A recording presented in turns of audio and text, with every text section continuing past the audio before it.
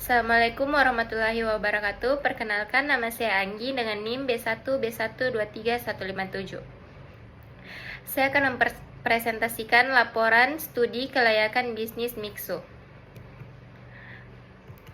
Yang pertama itu ada latar belakang dan proyek Pemerkarsa, yang dimana latar belakang Pemerkarsa fenomena Mixo sebagai merek global yang menawarkan produk berkualitas dengan harga yang terjangkau telah menciptakan ceruk pasar yang signifikan. Mixo merupakan brand minuman dan es krim yang sangat populer di Indonesia, terutama di kalangan pelajar, mahasiswa, dan pekerja. Di slide selanjutnya ada sumbangan proyek bagi ekonomi nasional dan masyarakat sekitar proyek, yang dimana proyek pengembangan usaha seperti pembukaan gerai Mixo memberikan manfaat yang signifikan baik bagi ekonomi nasional maupun bagi masyarakat sekitar lokasi proyek, membuka lapangan kerja yang mampu menurunkan tingkat pengangguran, membantu menggerakkan sektor-sektor pendukung seperti logistik, produksi bahan baku, dan jasa distribusi. Lanjut di slide berikutnya, yang dimana ada analisis SWOT. Baik, kita bisa lihat tabelnya. Yang pertama itu ada Strix. Yang pertama, brand sudah dikenal luas dan viral di seluruh Indonesia. Dan yang kedua itu ada harga produk terjangkau dan ramah di semua kalangan. Dan yang ketiga itu ada produk bervariasi, es krim, minuman teh, dan milk tea. Yang kedua ada weakness. Yang pertama, kurangnya diferensi rasa dibandingkan kompetitor premium. Dan yang kedua ada ketergantungan pada bahan baku impor tertentu. Selanjutnya ada opportunity. Yang pertama, tingginya nilai masyarakat terhadap es krim dan minuman manis. Dan yang kedua ada pertumbuhan budaya nongkrong dan konsumsi cepat saji. Dan yang ketiga ada peluang ekspansi ke daerah yang belum ada Mixo. Selanjutnya bagian strategi SO, meningkatkan variasi menu sesuai tren anak muda. Dan yang kedua, manfaatkan brand kuat untuk ekspansi. Dan yang ketiga, menjaga harga terjangkau bagi pelajar dan mahasiswa. Selanjutnya strategi WO, yang dimana mengembangkan inovasi rasa agar unggul. Dan yang kedua ada memperluas area dit-in di cabang tertentu. Dan yang ketiga mencari alternatif bahan baku lokal. Dan selanjutnya ada treat. Yang pertama, munculnya banyak pesaing baru. Dan yang kedua, perubahan tren minuman cepat saji. Ada juga strategi ST. Yang pertama, memperkuat citra kualitas dengan harga terjangkau. Dan yang kedua, meningkatkan pelayanan yang cepat. Selanjutnya ada strategi WT, survei rutin preferensi konsumen. Dan yang kedua, meningkatkan referensi produk. Di slide selanjutnya, baik di bagian aspek pasar dan pemasaran ada tren permintaan produk jumlah produksi dalam negeri, yang dimana menurut data Badan Pusat Statistik atau BPS, jumlah penduduk di berbagai kota besar dan menengah di Indonesia terus mengalami peningkatan setiap tahunnya, yang dimana pertumbuhan jumlah penduduk ini mendorong peningkatan kebutuhan terhadap produk minuman siap saji, termaksud minuman berbasis teh, milk tea, es krim seperti yang diproduksi Mixo. Dengan demikian, Mixo memiliki peluang pertumbuhan yang besar karena yang pertama adanya pertumbuhan produk produktif dan remaja yang tinggi, dan yang kedua minimnya produsen es krim murah berkualitas, dan yang ketiga tren konsumsi minuman segar yang meningkat.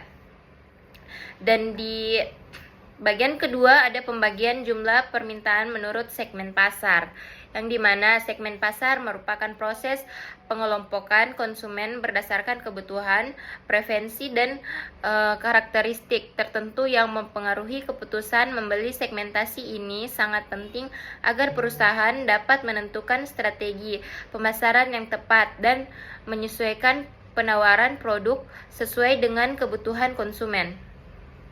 Dan yang ketiga itu ada faktor pesaing, yang dimana itu perkembangan pasar minuman dan es krim di Indonesia mengalami pertumbuhan yang sangat pesat dalam beberapa tahun terakhirnya. Kondisi ini mendorong terciptanya persaingan yang ketat dan di antara berbagai brand minuman dan dessert termaksud Mixo. Kehadiran banyak pemain baru dalam industri ini membuka peluang sekaligus tantangan bagi Mixu untuk mempertahankan posisinya sebagai salah satu untuk yang digemari di masyarakat. Dan yang keempat itu strategi pemasaran, yang dimana konsep pemasaran Mixu menggunakan pendekatan 4P, yang dimana itu produk, price, place, promotion sebagai dasar perencanaan strategi untuk mempertahankan posisi di pasar minuman dan es krim yang kompetitif.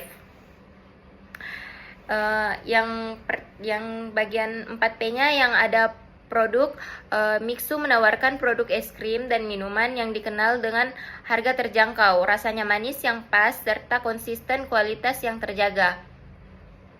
Mixu menghadirkan beberapa menu seperti ada soft es krim vanilla, boba sundae, es krim tea, fruity series, dan milk tea.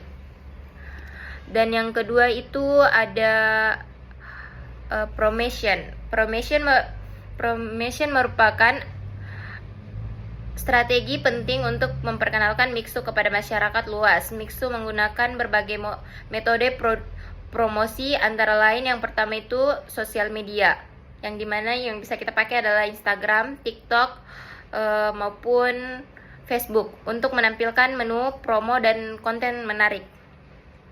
Dan yang branding visual yang kuatnya itu seperti maskot Mixu yang mudah dikenali atau yang unik. Pembukaan gerai baru dengan soft opening yang menarik perhatian masyarakat sekitar. Ada pula yang ketiga itu lokasi atau penempatan. Pemilihan lokasi merupakan aspek visual dalam pemasaran Mixu. Mixu cenderung memiliki lokasi strategi seperti yang pertama itu area kampus dan sekolah, dan yang kedua itu pusat pembelanjaan, dan yang ketiga itu area komersial. Dan yang terakhir adalah price atau harga. Salah satu keunggulan terbesar Mixu adalah harga yang sangat terjangkau dibandingkan banyak kompetitor di kategori minuman dan dessert. Penetapan harga Mixu didasarkan pada perhitungan biaya produksi yang efisien, bahan baku massal yang diambil langsung dari Cina, skala usaha yang besar sehingga mereka biaya operasionalnya berbagai kalangan. Contohnya harga produk Mixu yang ada itu soft es krim 8.000, boba sundae 16.000, Mixu tea atau fruity tea 12.000 sampai 17.000, milk tea series 19.000. Harga yang stabil dan terjangkau menjadikan Mixu pilihan favorit baik bagi pelajar maupun mahasiswa, keluarga maupun pekerja. Baik, di slide selanjutnya ada aspek produksi, teknis, dan teknologis, yang dimana poin pertama itu kapasitas produk. Kapasitas produk merupakan jumlah produk yang dapat dihasilkan oleh sebuah unit usaha dalam periode tertentu untuk mencapai keuntungan yang optimal. Hal ini memastikan kualitas dan konsisten rasa pada setiap produk di semua cabang. Untuk memenuhi kapasitas 1000 cup minuman per hari, kebutuhan bahan baku rata-rata meliputi premix soft es krim kurang lebih 18-25 kg, boba kurang lebih 6-8 kg, air mineral galon kurang lebih 6-10 galon, sirup dan perisas kurang lebih 10-15 botol, cup besar dan kecil kurang lebih 1000 pieces, dan es batu kurang lebih 100-200 kg. Perhitungan dapat disesuaikan dengan menu yang paling banyak dipesan. Yang kedua itu ada teknologi yang dipilih, dan yang ketiga itu ada kebutuhan bahan baku, pembantu dan pendukung, dan yang keempat itu mesin, peralatan, dan harga. Slide selanjutnya ada sumber daya manusia, yang dimana dalam tenaga kerja dalam mengoperasikan outlet Mixu dibutuhkan jumlah dan kualifikasi sumber daya manusia, tenaga kerja langsung dan tidak langsung, serta jadwal rekrutmen dan sumber tenaga kerja dan anggaran biaya tenaga kerja Mixu diperoleh melalui open rekrutmen yang biasanya dilakukan pada akhir tahun atau saat pembukaan cabang baru. Rekrutmen disesuaikan dengan kebutuhan di bagian produksi, barista, kasir, dan pelayanan. Di slide selanjutnya ada aspek keuangan. Analisis kelayakan finansial merupakan tahap akhir dalam menilai apakah usaha Mixu layak dijalankan. Melalui analisis ini dapat diketahui tingkat pengembalian modal dan sensitivitas usaha terhadap perubahan biaya, kapasitas produksi, maupun suku bunga. Kita bisa lihat tabel di bawah yang mana ada metode dan hasil. Yang pertama itu ada BEP, Break Even Point, yang dimana hasilnya itu 190 cup per hari. Dan yang kedua itu ada PBP, Pay Big Period, yang pertama yang hasilnya 1 tahun 7 bulan. NVP, Next Present Value, hasilnya juga 228.450 juta. Ada juga NPV, Net Present Value, 228.450 juta rupiah. Ada juga IRR, Internal Rate of Return, ada juga 42%. Di slide selanjutnya ada aspek hukum. Aspek hukum Mixu harus mencakup legalitas perusahaan, perizinan operasional makanan, minuman, maupun dessert, dan kebutuhan terhadap perjanjian waralaba, yang dimana itu yang pertama ada bentuk badan usaha, yang kedua itu perjanjian waralaba, yang ketiga itu legalitas usaha yang harus dimiliki, yang keempat itu perizinan operasional dan higienitas, dan yang kelima itu legalitas produk, yang keenam itu perizinan ketenaga kerjaan, yang ketujuh itu perlindungan ketenaga kerjaan, yang kedelapan itu perlindungan hak kekayaan intelektual, dan yang ke-9 itu pajak perusahaan, dan yang ke-10 itu perizinan lingkungan. Di slide selanjutnya kita masuk di dalam kesimpulan. Tujuan dari analisis aspek teknis ini adalah untuk memastikan apakah cara teknis operasional dan pemilihan teknologi rencana bisnis Mixu dapat dijalankan dengan layak, baik pada tahap pembangunan usaha maupun saat kegiatan operasional berlangsung secara rutin.